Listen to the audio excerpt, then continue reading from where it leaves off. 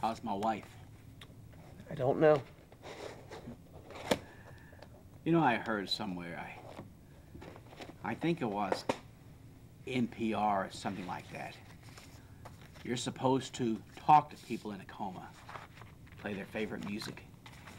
Supposedly it reaches them. You represent Jennifer, the voice of the victim, judicially speaking. And you haven't gone to see her. Not yet. What is it? Trying to get up to speed with Armstead Pharmaceutical? I beg your pardon? Hey, I'm not judging you.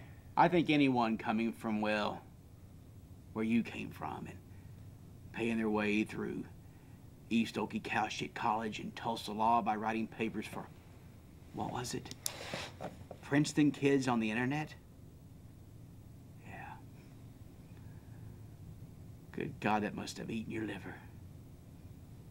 But look at you now. $60,000 in debt, 84% conviction rate. You deserve this. What the hell have you been doing?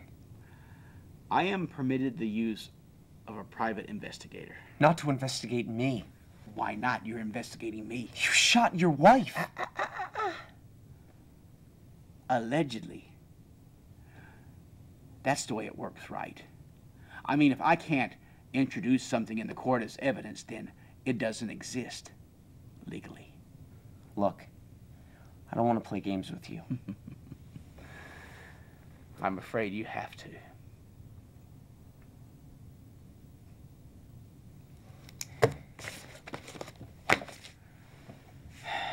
Is this supposed to be some sort of communication? You sent me a box of papers. It's called discovery. The state has a legal obligation to There was nothing in it, Willie boy. And you haven't discovered anything. Have you found a gun? Not yet. No. Does it bother you when I call you Willie boy? No. Good.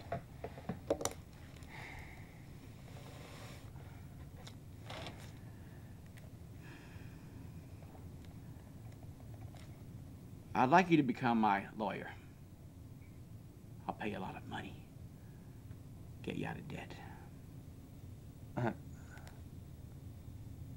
I'm prosecuting you.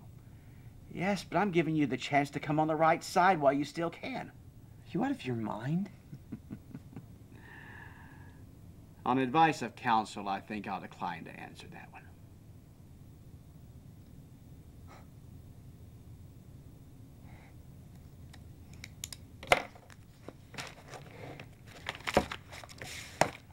I don't need the gun to convict you, by the way.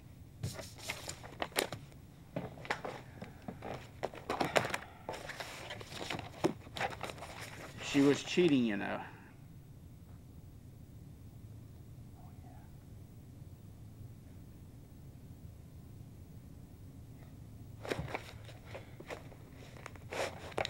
It doesn't matter what she did, Tom. What you did is a crime. Perhaps. But maybe my so-called peers will look at me and see themselves betrayed, frustrated, humiliated. And you know as well as I do, Willie boy, that people have an infinite capacity to believe in their own innocence. Great. Go ahead. Take the stand. Tell your story. I'd really appreciate it. Not to mention the fact you have no evidence connecting me to this crime. Accept your confession.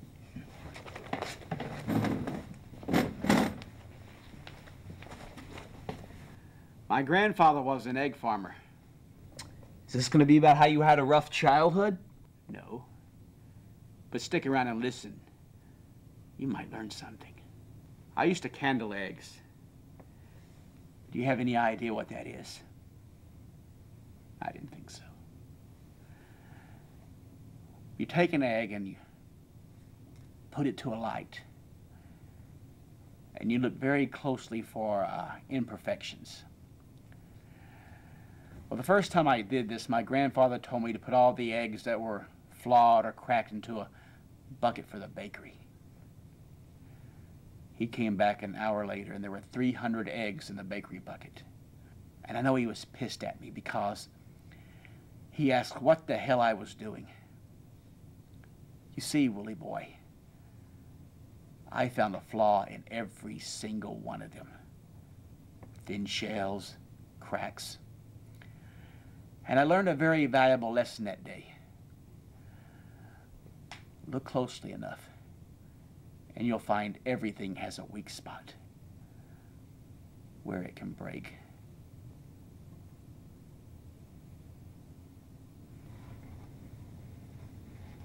Looking for mine? I've already found yours. Illuminate me.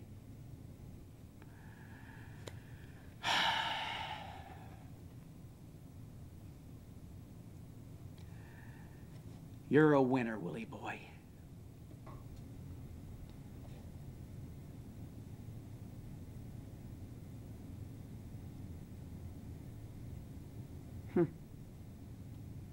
Well, joke's on me, I guess. Yes, it is. See you in court, Mr. Crawford.